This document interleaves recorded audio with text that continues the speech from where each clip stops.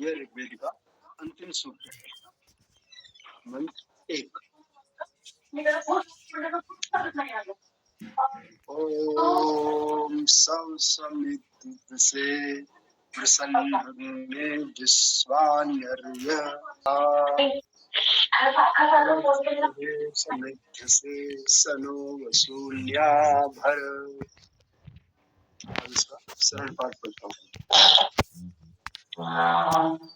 सम युग से वृषण अग्नि विश्वानि बृहस्पति सम से सनो वसूली आभर।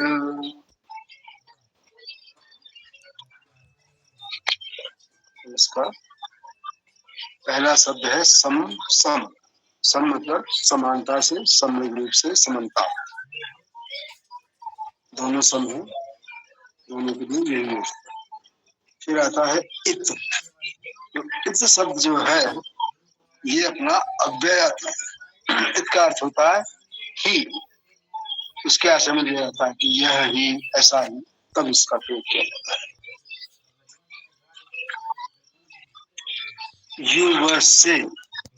युव से संयोग वियोग के लिए लिया जाता है, जिसका अर्थ है युग धातु से चलता है। संयोग होना, वियोग करना, मिश्रित करना, मिलाप करना, अलग करना। अगला शब्द है प्रसन्न। योग धातु से आता है, इसका अर्थ होता है पराक्रम, वर्षा करना, पराक्रम करना। तो व्यसन के लिए शब्द हो जाएगा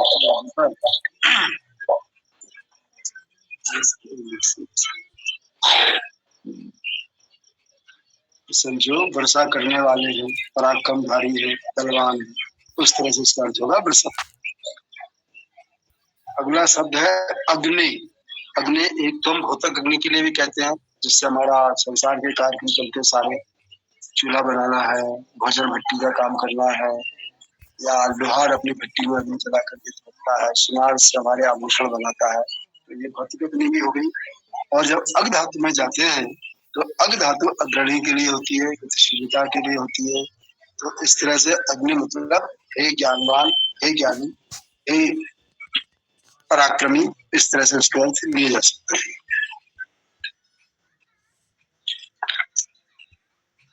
विश्वानी। विश्वानी मतलब पूरी तरह से सर्वनाम में आता है, पूरी तरह से, सभी तरह से, सभी, इस तरह से। अर्य। अर्य तो इसमें आता है रि। रि धातु से होता है जाना, गति करना, शब्द करना, व्याप्त होना, मिलना आदि आदि। तो अर्य को अपन बोल सकते हैं जो व्यापक को, प्रगतिशीलता को। आ भर। आ मतलब भरमात, फिर से अव्यय आ गया। भर जो भरण करे, भरपूर करे, भरण पोषण करे, उसके लिए शब्द इस्तेमाल होता है भर। फिर अगला शब्द है यहाँ पर इड़स्पदे। इड़स्पदे, इड़स्पदे को बोलते हैं अपन इड़ मतलब धारण करने के आशय में आता है, स्थिति करने के लिए आशय भी आता है। पद चलना, घोषित होना, विभूषितों ने किसी को सम्मान देते हुए पदक मिला है, ये उन्होंने पद प्राप्त किया, इस तरह से उनको सुशोभित भी करते हैं। तो इड़स्पदे का मतलब होता है स्थितियों के पद में, स्थितियों से उनको हम शोभायमान करते हैं, अलंकृत करते हैं। सम इद्ध से, सम फिर वही आ गया अपना अव्यय, समानता, सम्यक रूप से, समानता से। इद्ध से, इद्ध से प्रज्वलित होना, प्रकाशमान होना। तो इसमें आती इद्ध धातु, इंद्र धातु, वो दोनों शब्द एक ही। प्रदीप्त होना, प्रकाशित होना। तो इद्ध से के लिए अर्थ हो गया गति, प्रकाश करते। स वह, ये सर्वनाम में आता है। नो, ये भी सर्वनाम में हमारे लिए। फिर अगला शब्द आया वसूनी। तो वसूनी होता बस फालतू मतलब निवास दाता, निवास करने वाले, आवास दाता, रहने वाले, इस तरह से आता शब्द वसूनी। बस धातु बसना, रहना, धारण करना, स्थित होना, निवास करना, दया, स्नेह, प्रीति करना, आच्छादन करना।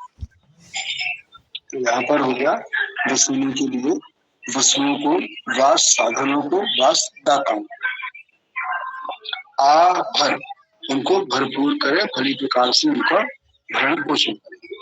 अब इसका अर्थ करने का प्रयास करता हूँ।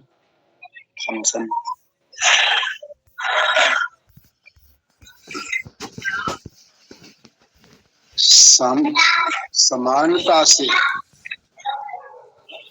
संयोग वियोग करने वाले, सुखों की वर्षा करने वाले हे सभी विद्वानजनों, आप गतिशील गतिमान बनो, गतिमान हो, भली प्रकार से गति करो, प्रगति करो, और इलस पदे समुद्र से। और हम सब आपकी स्तुति करते हैं, क्योंकि आप प्रकाशमान हो, दीप्यमान हो। हम आपको स्तुतियां करते हुए सुशोभित करते हैं, सम्मान करते हैं। आभर, वह हमें, वह कौन? ये विद्वान ज्ञानी लोग जिनको अग्नि कहा गया है। तो हे ज्ञानी जनों, विद्वान जनों, हम वासदाताओं को, निवासियों को आप भली प्रकार से भरण पोषण भरपूर करें। अब इसका भावार्थ करता हूँ। हे शक्तिशाली पराक्रमी अग्नि, अग्रणी प्रगतिशील परमात्मा, सम्यक रूप से सभी प्रगतिशीलताओं को सम्यक संपूर्ण रूप से युक्त करते हो, स्थितियों के पद में भली भांति ज्ञान प्रकाश करते हो, हमारे लिए वस्तुओं को समानता भरण करो, पूर्ण करो।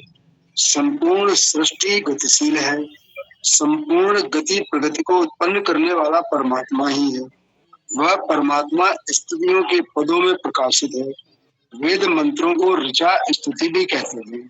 वह परमात्मा वेद मंत्रों में प्रकाशित है, अर्थात वेद मंत्रों से हम परमात्मा को जान सकते हैं तथा उसका प्रकाश प्राप्त कर सकते हैं। उससे प्रार्थना है कि हमें प्रगतिशीलता से संयुक्त करे, हमारे जीवन में प्रगति हो, हमें वसु अर्थात वास स्थान, वसन वासन आदि संसाधन प्राप्त। अब देखते हैं कि व्याकरणाचार्य पंडित कुंडा साहब शर्मा जी क्या लिखते हैं इस पर।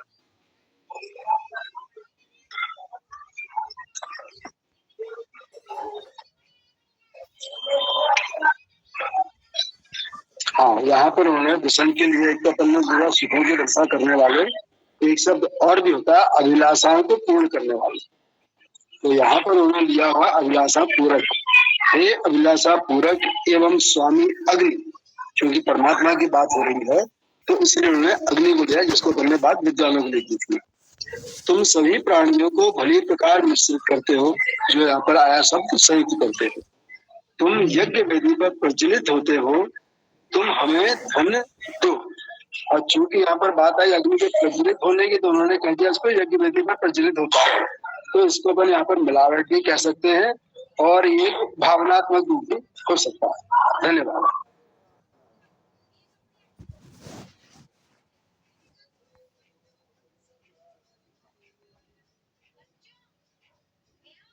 जी, पीसी सिंह जी अपना अर्थ पढ़ेंगे। से प्रसन्न इडस पदे समित से सनो बसोनिया भर। इसमें प्रज्वलित होने की बात तो कहीं नहीं आई, मुझे लगता है ये पूरा प्रज्वलित होने का प्रकरण ही उन्होंने, यदि वेदी में प्रज्वलित होते हो, पूरा का पूरा उनके मिलावट है। इसमें कहीं कोई आदि तो है ही नहीं। जी, क्या किसको लिया है?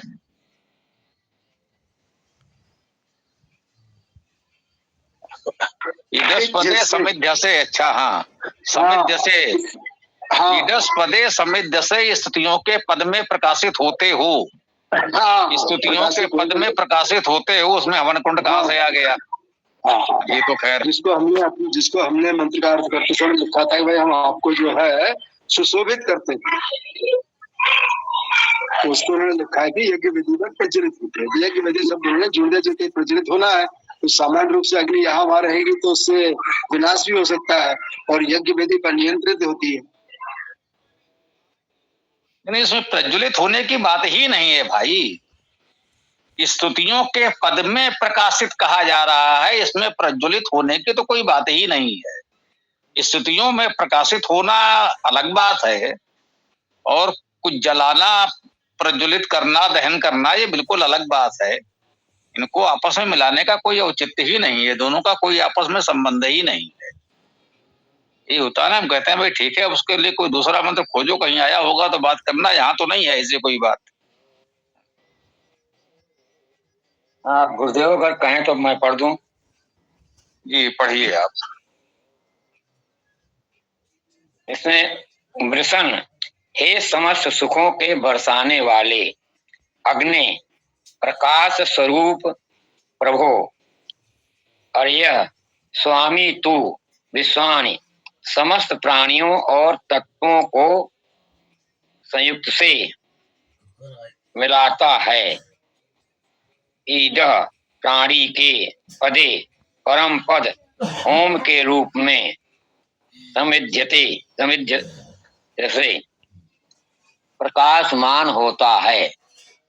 स वह तू न हमें वसूनि धन आभर आभर प्रदान कर। और इसका भावार्थ है, हे समस्त सुखों के बरसाने वाले प्रकाश स्वरूप प्रभो, सबका स्वामी तू समस्त प्राणियों और तत्वों को मिलाता है। तू वाणी के परम पद ओम रूप में प्रकाशमान होता है। वह तू हमें धन प्रदान कर। यह है गुरुदेव, धन्यवाद। ठीक है, क्या कह सकते हैं, जितना शब्द मंत्र में है उससे अधिक इन्होंने अपनी ओर से जोड़ा है।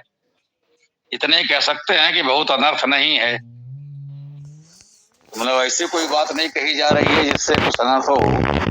जैसे वो हवन कुंड ले आए थे, ये हवन कुंड तो नहीं लाए, लेकिन अफेस जो भी है ठीक है।